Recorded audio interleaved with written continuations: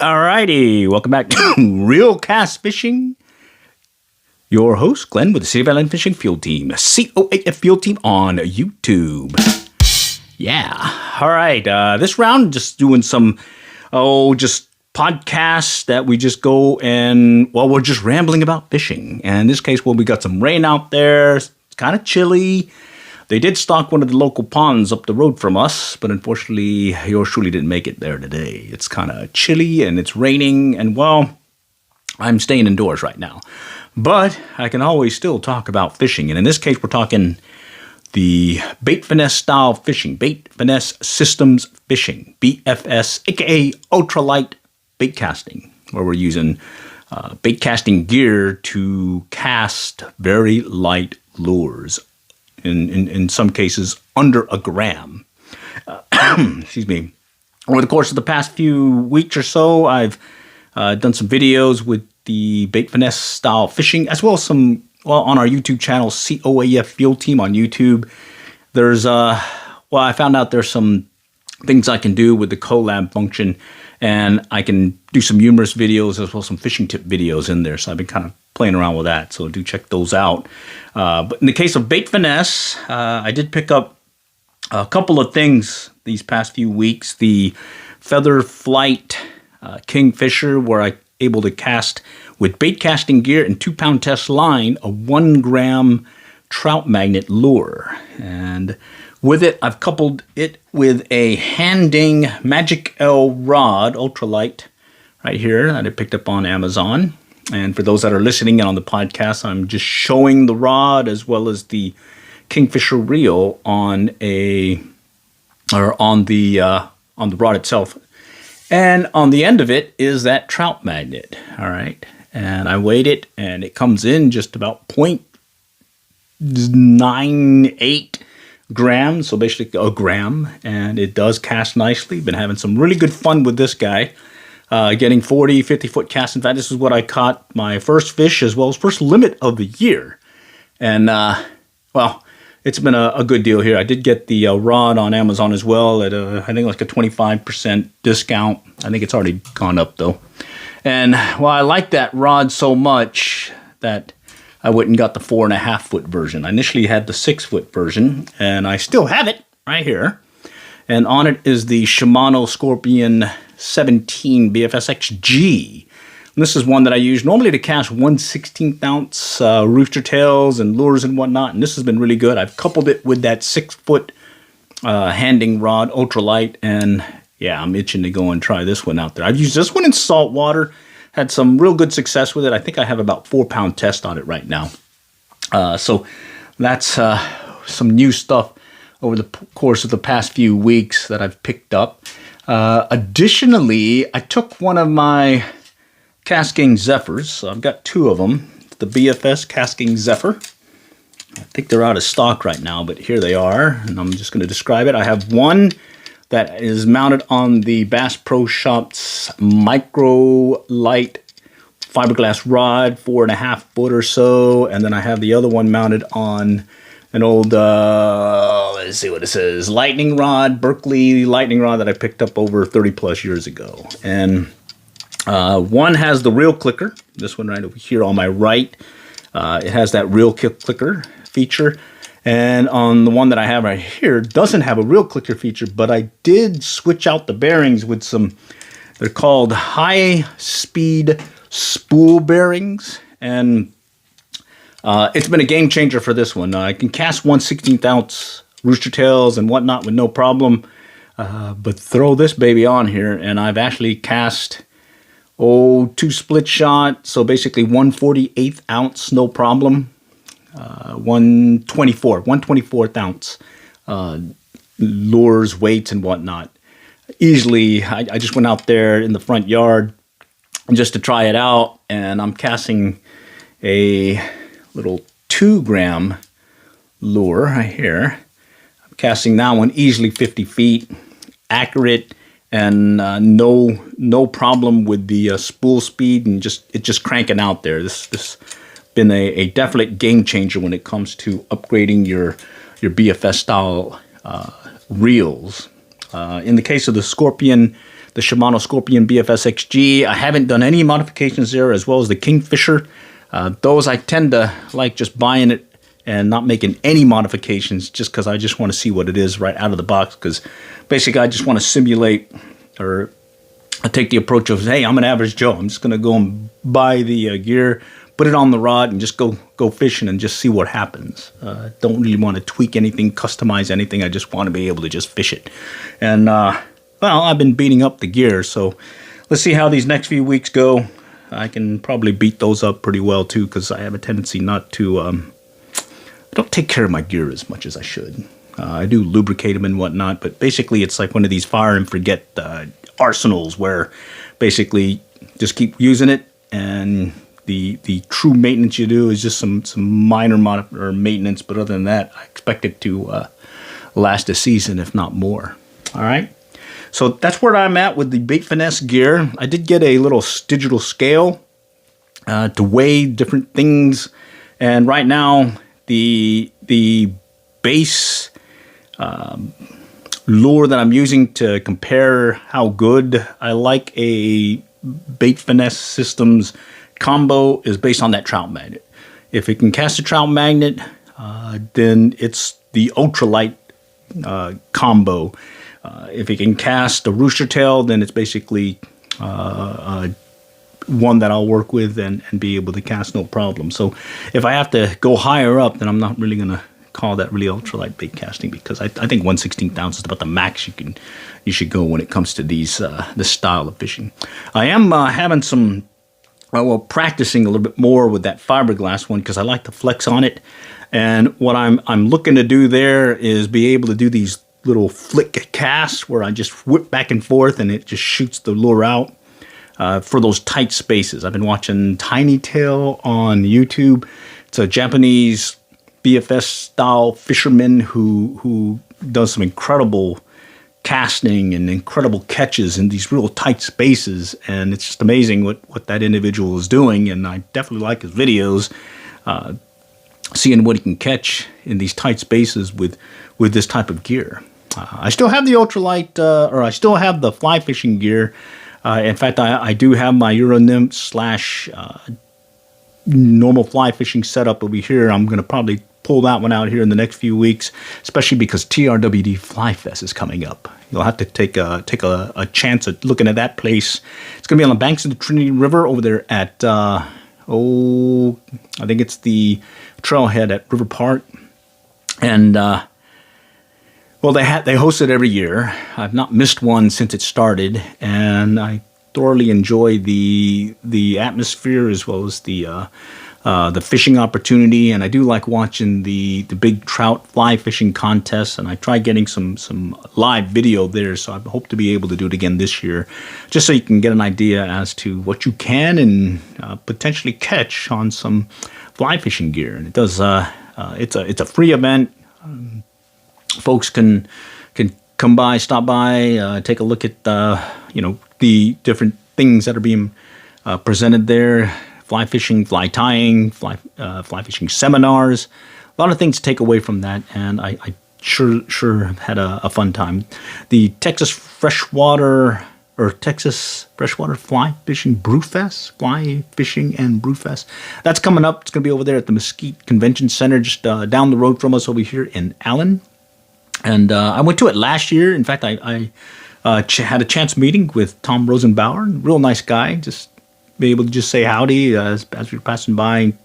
And hey, pretty cool seeing some folks out there like that. And they have a nice little casting instruction area where it's like a little casting lane, and you can see some really good fly casting and fly fishing instructors explaining how to do things. And hey, there's something that you can take away from it when you go there. There is the Texas Trout Fest. That's going to be down in New Braunfels. I think they're hosting it at the Lazy L&L campground. I've been there a couple of times to the campground, never gone to the Trout Fest. Unfortunately, I'm not going to be able to make it this year. But I do listen out for some different happenings over there, and I'm suspecting there's going to be some good things to be happening there. from a fly fishing standpoint. Here in Collin County, we're just north of Dallas, Texas. The trout stocking season really kicks off for us here in February. We do have Frisco that was stocked today. There are trout there at the Warren Sports Complex. I call it a lake. It's a pretty good sized location or pond. That was stocked, and the next weekend I believe it's going to be Prosper and McKinney, and then I think the next weekend after it's going to be Murphy. That's going to get stocked. So there's going to be a lot of opportunity if you're in this county to get a trout or two, and then of course you got GRWD Fly Fest coming up in Fort Worth in I think the first week in March or so, and that'll be a fun time. And in fact, that's where I close out our trout fishing season, and then I start shifting over to the warm water species, bass, panfish, bluegill, whatnot. And guess what? That's where this BFS style fishing is going to come into play. I'll probably use that heavily during the pond, fishing ponds and whatnot. And then as things warm up, I'll start pulling out the kayak as well as the john boat. And I'll get back to Lake Lavon and doing some jug lining. And in fact, I'm really excited about that because I tested it out last year. It was these self-setting jug lines where you can pre-bait them and basically deploy them and keep kayaking on to the next location as you get them all out. And you don't have to worry about untangling your lines or unfurling the line, getting it to the right depth because it'll self-set the depth itself, and then you just come back, and in fact it'll set itself to where you don't even have to worry about coming back and putting it against this line holder that secures it once it's hit bottom. But I checked it just in case, and well, they went well last year. In fact, I converted pretty much most of my jug lines to use that self-setting setup. So more to come on that. I'll get some video out on that, and well, that's gonna be a fun time. Jug lining. Use a cast net, go to the boat ramps, throw out the cast net, get some bait, and sure enough, you're ready to go. Oh, and I did get a trolling bucket to put the shad in and troll it behind me, and hopefully they'll stay alive. And I can actually fish with some live bait when I'm jug lining. So fun stuff there. Anyways, getting back to ultralight bait casting, aka BFS, Bait Finesse Systems Fishing. Some people ask about, what do you mean by BFS? Well, those initials stand for Bait Finesse Systems Fishing, and it's a concept that started in Japan for highly pressured areas for fish that were used to just seeing lots of pressure, lots of different lures and whatnot. And so the premise was use ultralight gear to present these tiny ultralight micro baits and lures and whatnot, so that they're more likely to strike instead of be spooked by larger lures and whatnot. So it's starting to take off. I believe it's taken off here in the States. I picked up mine for the first time about, I think it was like 2-3 years ago, and I started with one.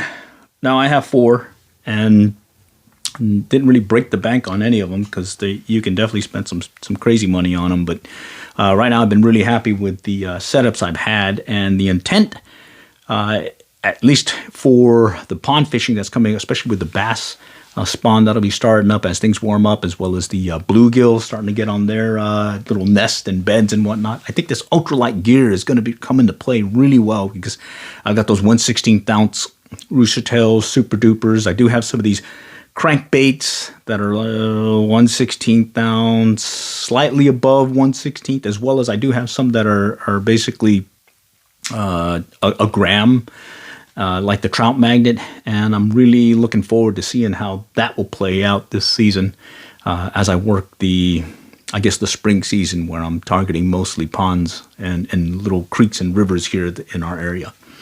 The setups that I use, I'll probably use this right here, this fiberglass one as my heavier casting one.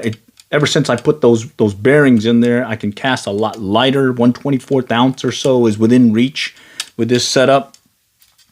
And then I'll have the Kingfisher. That one, I'm going to rely heavily on for fishing those really light lures, the 1 grammers. Oops, excuse me. Let me grab this real quick. I just dropped it over here off to the side. Okay, here we go. Right here. This one, I'm able to cast that 1 gram trout magnet. I even cast a fishing fly with this thing, a little producer that weighed just a little bit more than a trout magnet, and it does beautifully. Really like it, and I'm looking forward to seeing what I can do in fishing some of these highly pressured areas and presenting these micro baits and maybe getting a nice size fish or two. In fact, I did get a nice size bass on the fiberglass rod up in Oklahoma. Went about 7+ pounds. I was fishing a crankbait, not a ultralight crankbait, but it was still able to cast on that rod I was using. But it was ultralight gear I was using. And then I'm saving the Shimano when we make a run to the coast. This one's got the seal bearings and whatnot, and so it handles salt water no problem. You can wash it off and whatnot, rinse it, and keep it lubricated. I liked this one when I was working the lights under the piers for sand trout as well as speckled trout. And what was nice about that was I could put a tandem rig on there, the classic H&H spec rigs that I used to fish when I was as a kid living down on the coast, Texas coast, and this one does beautifully over there. What I am looking forward to now is I've got a little bit longer rod with a little bit more backbone to it, and I may see what this thing can do. Maybe catching something bigger than speckled trout and sand trout. All right. So for those that are interested in getting started in ultralight bait casting, I've been following a couple of, I guess, trends that I picked up online. Well, you can go full bore and get some of those really expensive, $400 or $500 reels. But what I've seen right now is, at least what I've seen trending, has been the Feather Flight Kingfisher. That's that one that I just showed. That one is being like out of the box. You can cast trout magnets with it. The other piece is that Bait Finesse, the Casking Zephyr, for a lower price, $60 or so. You're able to pick up, and you should be able to cast 1/16 ounce lures, no problem with it. Once you get your thumb educated and you get it dialed in on the reel and your rod combo. The one that's catching my eye right now it's the Arc Gravity BFS reel. That one's coming in about like $150 or so if you get it direct from them, or I think a place called Bait Finesse Empire. They offer free shipping in there, and I got wind of it through one of the other videos that I was watching from some of the folks I follow online, and it was suggested that, hey, you can get the Arc Gravity BFS reel and cast trout magnets a lot easier or a lot more readily compared to the Kingfisher. And in the case of the Kingfisher, it doesn't have the reel clicker, and it does have little tweaks with the magnetic brake setting. But once you have it, I've not had any issues with it. Just at this point, if it would just stop raining, maybe I'll be able to get out there and do a little bit more of that fishing. So over the course of the next few weeks, as things warm up, the pattern for yours truly when it comes to fishing will be hitting some local ponds, trout fishing. We'll hit TRWD Fly Fest and check out what's happening there, do some fly fishing there. But I'm mainly going to focus the ponds with this Bait Finesse Systems gear. And then as things warm up, then I'll shift over and start getting back on the lake and seeing what I can do jug lining, as well as, well, you got to do some back paddling and bottom bouncing with slab and jig rigs when you're out on the lake for those white bass, crappie, as well as yellow bass. I had some really good success over the years doing that as things warm up. And then, of course, got to make that run to the coast. So I don't know I don't have it on the calendar at this point, but eventually we'll make that run, usually hitting Galveston and Rockport area later on in the year. And at that point, I'm hoping to see what I can do with that Shimano setup, and see what I can do bait finesse system style and some saltwater opportunities there. Okay, so that's pretty much all I had this round from a BFS, bait finesse standpoint. And just wanted to touch base with y'all and do look forward to our next episode of the Little Red Book of Fly Fishing. Well, I'll just go through the next set of tips and call out anything that, well, maybe of potential use for those that are interested in fly fishing and seeing what tips, lessons learned from other folks. All right, all for now. Next time, we'll catch you later, and good luck and good fishing.